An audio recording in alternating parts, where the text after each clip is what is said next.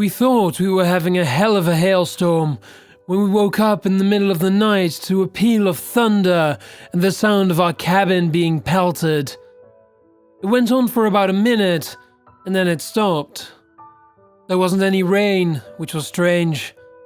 We went back to sleep, faintly aware of the smell of something burning. I figured it was probably from a lightning strike somewhere else. In the morning, we realized how wrong we'd been. Jill was the first to get up, but her yelling ensured I was right on her heels. Our property was a wreck.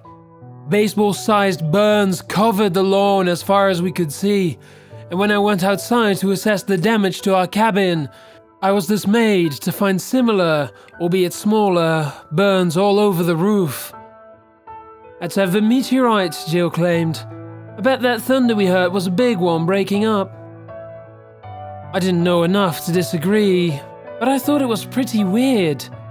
She concurred. We spent the day doing our best to rake up the marble-sized pieces of rock, which we hauled out and piled in the back of the property by the compost heap.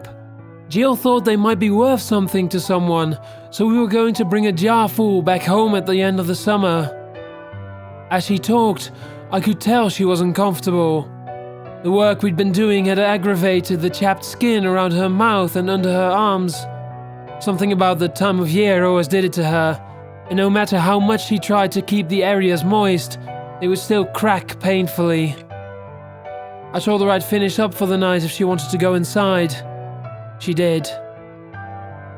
I made a vague plan to excise the ruined bits of lawn and reseed it, but I soon got frustrated. It was going to be a major project that would take days, if not weeks. There were still whole areas of yard where we hadn't picked up the meteorites, but they'd wreck the lawnmower if I tried to just go over them to make the area presentable in the meantime. Such a pain in the ass. The next day, to make matters worse, we noticed the well water had acquired a taste. It was briny and flat, almost coppery, wholly unpleasant. We could drink bottled water for the rest of the vacation, which we'd been doing most of the time anyway, but we still showered and brushed our teeth with the stuff that came out of the well, and for a while, we kept doing it. On the bright side, my gums had stopped bleeding when I flossed. Must have been all the extra minerals from well water that gets filtered out in municipal reservoirs. After another long day of yard work, I was preparing dinner when I heard Jill shriek from the bathroom. She'd gone in to take a shower a few minutes earlier. When I rushed in to see what was wrong, she was coughing and swearing and working to wipe away clear, viscous something that had pooled on her face. I could see the shower head oozing the same stuff, clogging the drain and puddling like syrup on the bottom of the bathtub. If she hadn't leapt out the second she felt it hit her face, she would have been covered from head to toe. I helped Jill towel off as much of the stuff as I could, and a minute or two later, the shower head had started spitting out water again. It took a bit of coaxing, but she eventually held her head under its flow so she could wash her hair of the residue of whatever the hell had gotten on her. Once Jill was as clean as she was going to get, I called the guy in charge of well maintenance for the county. The only guy in charge of well maintenance for the county. He answered right away, but gave the reply I knew was coming.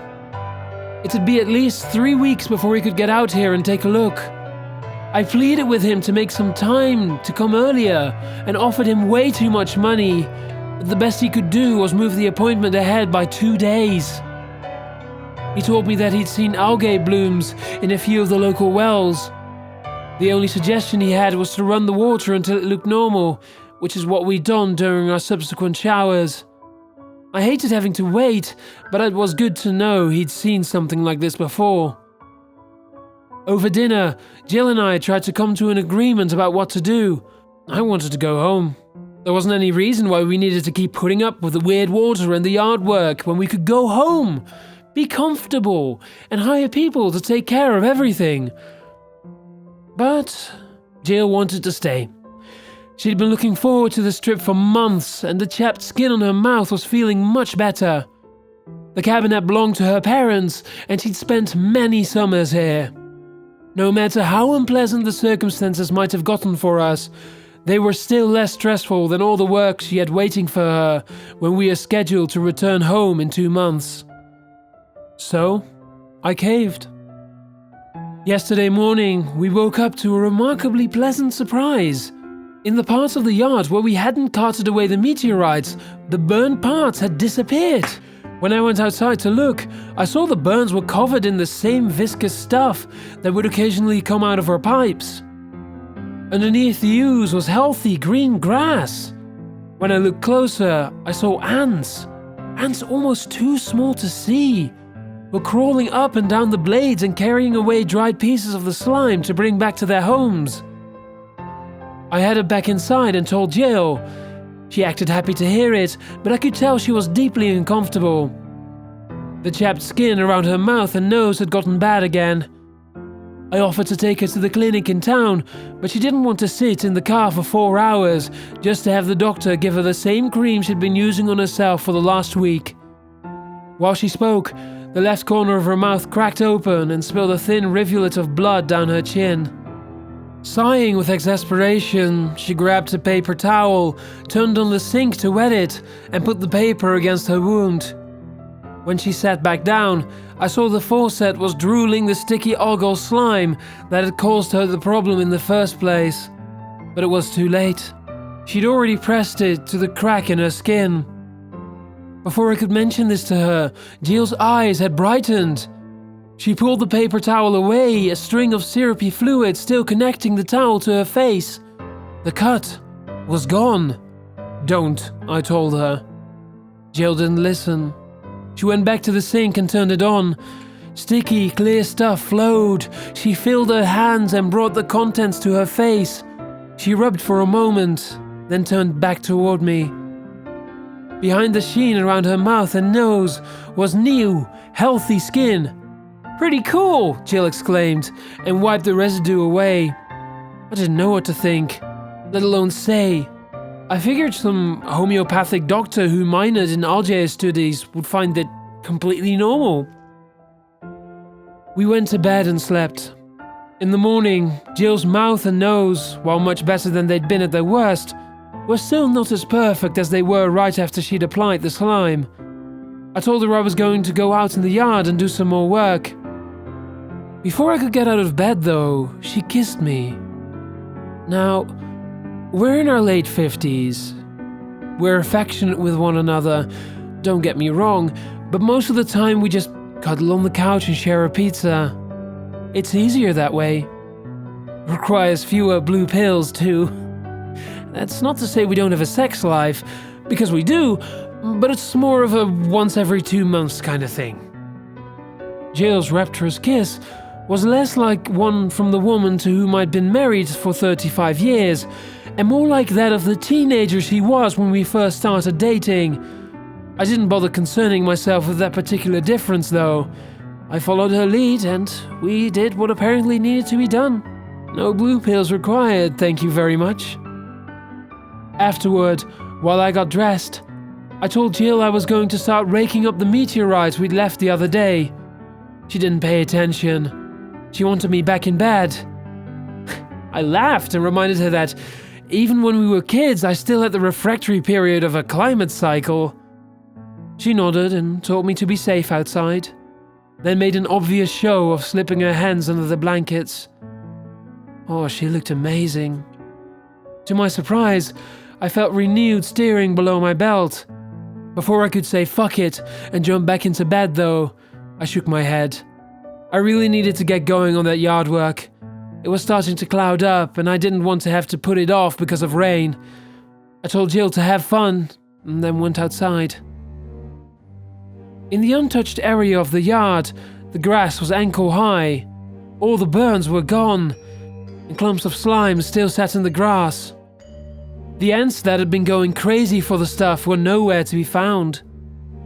I raked and raked and raked. The pebbles piled up, and I shoveled them into the wheelbarrow and brought them to the main pile by the compost heap. I was a little surprised that there were no ants at all. I could see their anthills bored into the ground all over the place, but not a single one was out and about. I'd been working for about 2 hours non-stop, so during a break, while I chugged from my bottle of water, I bent down to get a closer look at the spots where the ants had swarmed the other day. Something was there that I hadn't noticed while I was raking. Something definitely not there when I looked the previous day. There were infinitesimal white dots coating the same blades of grass that had been crawling with ants less than 24 hours ago. I plucked a few blades from the ground and held them in front of my face, hoping to get a better view. The dots were slightly ovoid in shape. Something clicked. Eggs.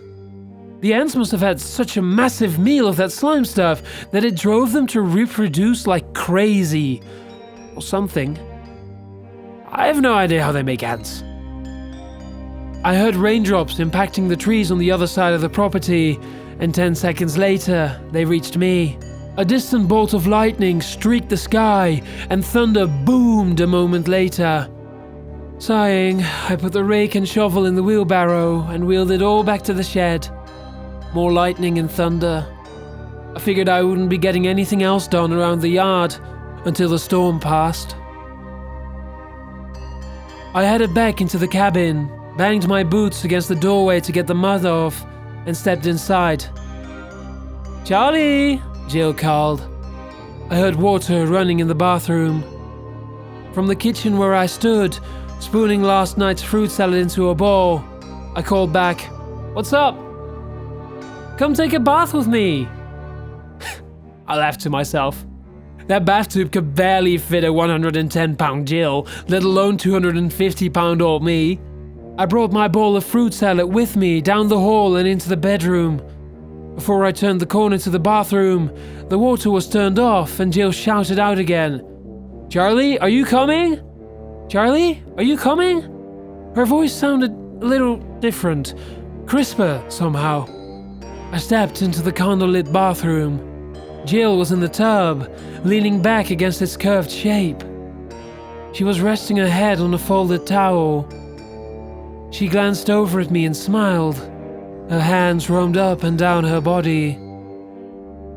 Even in the dim light, she looked incredible. I didn't know whether it was the prospect of repeating our fun from that morning or just the sight of her touching herself. But it was remarkably enjoyable. I placed my bowl on the sink and started to undress. A nearby bolt of lightning immediately followed by an explosion of thunder made me jump. As my surprise faded and I continued to take off my clothes, I realized I'd seen something different in the harsh illumination of the lightning. On the other side of the bathroom, Jill continued her teasing. "Come here and touch me," she whispered. Again, I noticed the unusual quality of her voice. Another clap of thunder shook the house, and that time, the associated burst of lightning showed me exactly what I had trouble identifying after the first strike. With a gasp, I turned on the light. In the harsh overhead fluorescence, everything was revealed. The tub in which Jill bathed was filled to the brim with clear slime. As I watched, she slid beneath the surface, coating her face and head, and came back up. When she breached the surface, she spoke, "Please, Charlie, I can't even tell you how good this feels." Again, the different vocal quality. Now though, in the harsh light, I saw another change. Her hair. Jill's hair had been grey since her late 40s. It was light brown now. Jill manipulated herself with her right hand and reached for me with her left. Clear fluid oozed from her hand and arm and puddled on the floor like heavy syrup. "Come feel this with me, Charlie." I didn't move. Part of me wanted to pull her from the tub, but another part, as the rain pounded against the roof and thunder rattled the window panes, was too frightened to touch her. I moved closer, but stayed out of her reach. Standing at the foot of the tub, I stared at my wife as she bucked her hips against her hand and mouthed my name over and over. Ripples in the slime caused it to slosh against the side of the tub. Jill, please get out. Please. My voice trembled and was barely audible over the pouring rain. She reached for me with both hands and smiled, then spoke. Don't you want to be young again? To start afresh? Don't you remember how good it felt? Jill slid down, and I thought she was going to dip under the slime again. But she stopped at her mouth. She opened it and let the slime pool inside. She closed her lips, and I saw her throat work as she swallowed the mouthful. Oh, it feels so right. So perfect. I want to share this with you, sweetheart. My mind reeled. I thought about every ache and pain I'd accumulated over my 56 years. Every pockmark and hemorrhoid and scaly patch that had come along over those long decades throbbed as if wanting to be noticed. Before me was a way to make it stop. I remembered how Jill and I were as teenagers, full of life and energy and libido, all things that, over the years, had just started to evaporate. I stared at my wife, who looked exactly like she had when she was 25. Despite my fear, a pang of desire shot through me. Desire and arousal. I wanted Jill. I wanted to be with her in every way imaginable. We could grow old together again, or never grow old at all. Our happiness could last forever if we wanted. All I had to do was join her in the bathtub. I took a step forward and resumed taking off my clothes. Jill purred and lapped up more of the slime. Some she swallowed, some she drooled from the corners of her mouth. She absent-mindedly played with herself while she watched me, apparently delighted I was going to join her in this new, impossible youth. As I struggled to bend over and take off my socks, something that had been a pain in my ass since I passed my 225 mark on the scale, I noticed something that caused me to stop. Jill's breasts were shrinking. Before my eyes, her hips slimmed and her pubic hair disappeared. Her feet no longer came to the edge of the tub, but instead barely touched it. Come bathe with me, honey. Jill's voice was high and childlike. I recoiled. Whatever was happening to her was going faster. She looked about 4 or 5. It's incredible, she chirped, again reaching for me with one hand and rubbing herself with the other in an act so obscene in her new young context that I turned away, nauseated. Charlie? Came the tiny voice behind me. I didn't turn around. Sweetheart? The last word was practically babbled, but still carried with it an element of inquisitiveness, and no matter how much I tried to tell myself otherwise, dejection. She didn't speak again. A moment later, I turned around. Floating in the tub was a red shape, approximately the size of a lemon. Tears filled my eyes as it shrank to the size of a cherry. Then a pea. Then a grain of rice. When I blinked, it was gone. A ribbon of white fluid hung motionless in the slime. I'm so sorry, love, I whispered to it. Distant thunder rolled across the forest.